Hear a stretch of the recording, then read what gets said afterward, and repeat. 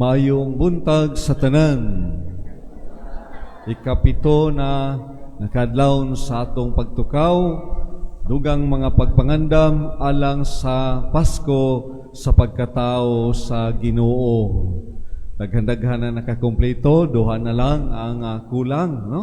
Sa atong Misa de Gallo o salamat sa Ginoo sa paghatag kanato sa kanunay sa maayong panahon, maayong panglawas, maayong relasyon sa usag-usa. Palakpakan nato ang Ginoo, mga igsoon.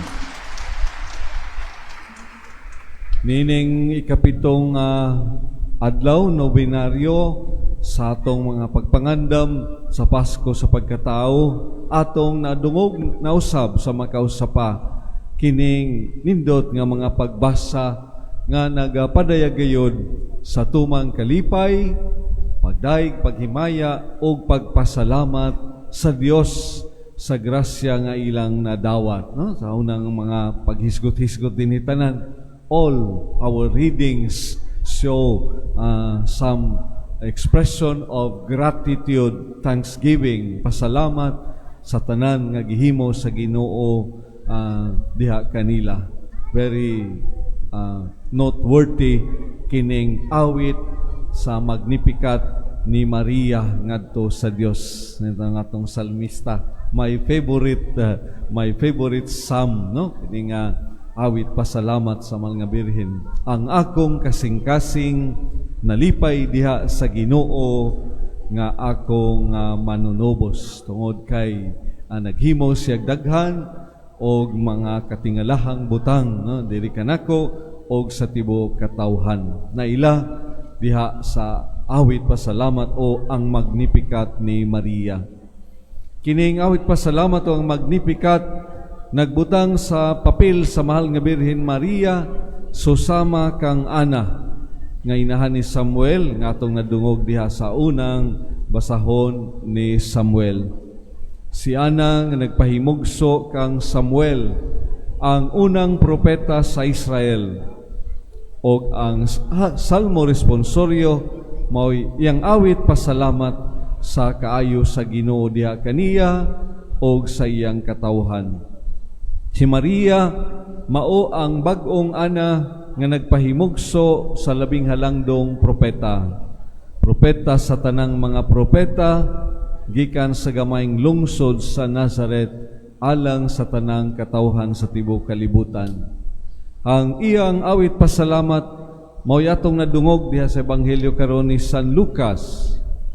Unsa may mga pagtulunan sa kinabuhi nga atong makutlo, makatunan nining awit sa pagdaig pasalamat sa mahal nga Birhen Maria diha sa iyang Magnificat.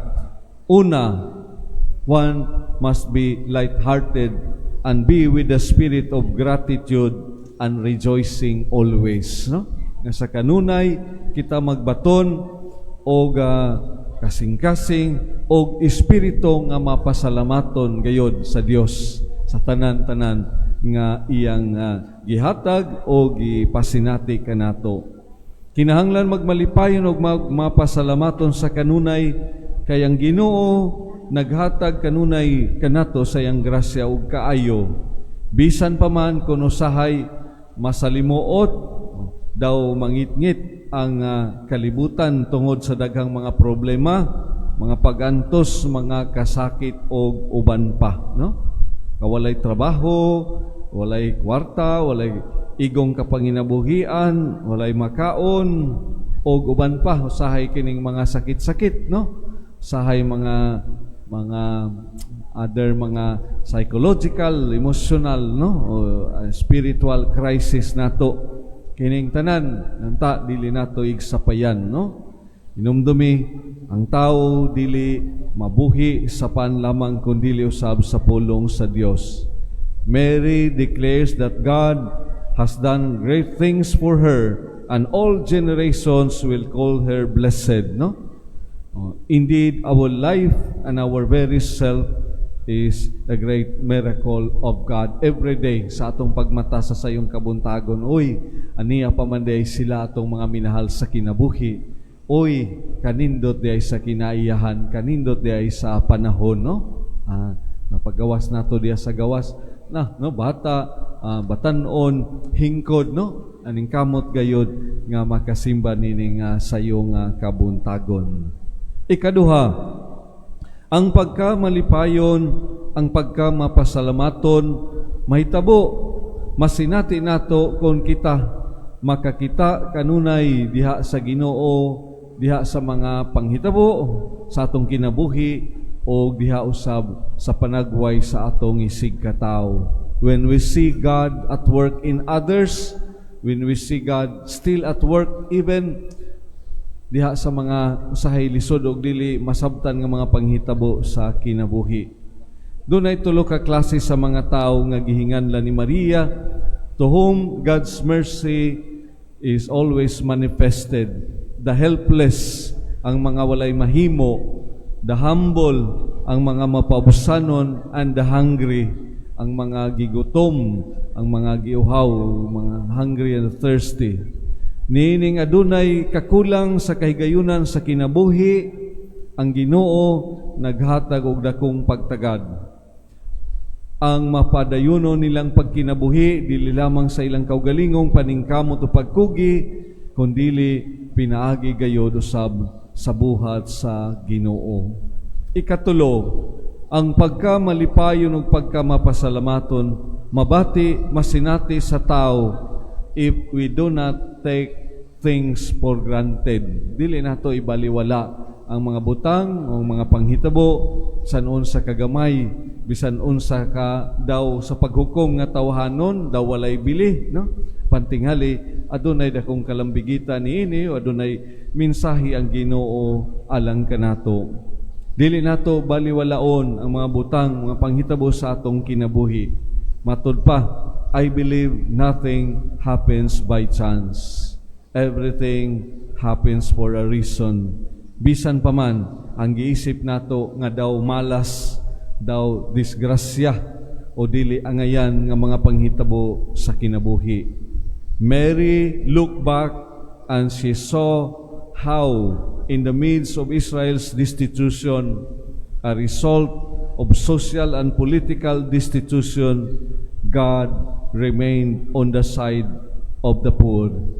God remained on the side of Israel.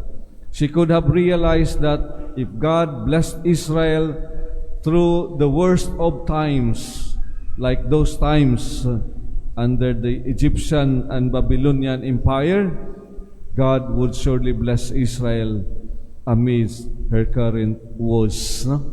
Mga nga sansagira sa kalibutan, unsay mga paghampak sa Israel, sukad pa sa istorya sa kasaysayan, kanunay ang Ginoo anaa gayud sa iyang piniling katawhan. Bisan pa man o unsa man galing ang dangatan, ang Dios dili gayud mobiya sa iyang hinigugmang katawhan. Dili gayud mobiya og mopahilayo kanato.